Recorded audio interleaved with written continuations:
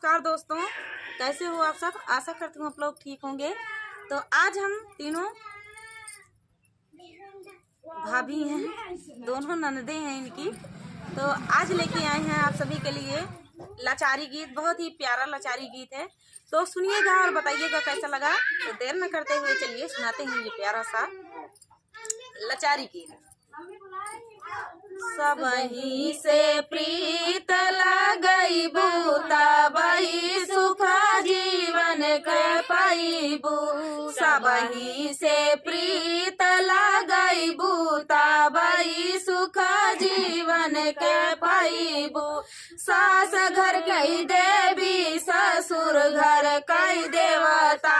सास घर कई देवी ससुर घर कई देवता। दोनों से शीश झुकाईबू तबही सुख जीवन के पाईबू। दोनों से शीश झुकाईबू तबही सुख जीवन के पाईबू। सबही से प्रीत लगईबू तबही सुख जीवन के पाईबू।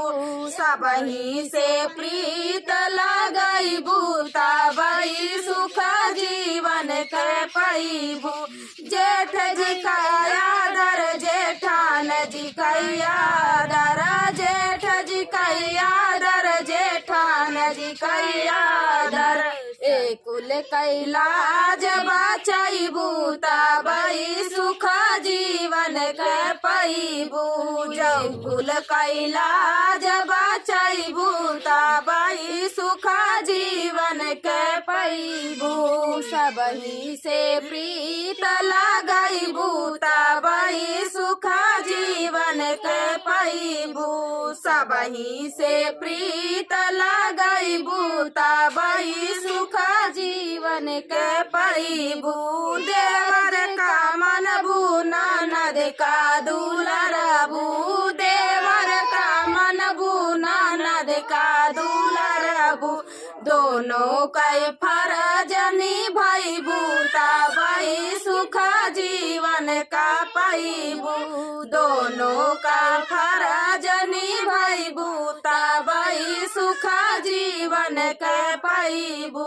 सबही से प्रीत लगईबू तबही सुख जीवन के पाईबू।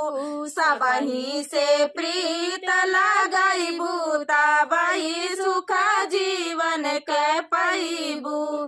तो दोस्तों ये प्यारा सा लाचारी गीत आप सभी को कैसा लगा कमेंट में बताना दोस्तों। मिलते हैं नेक्स्ट वीडियो में, तब तक के लिए नमस्कार।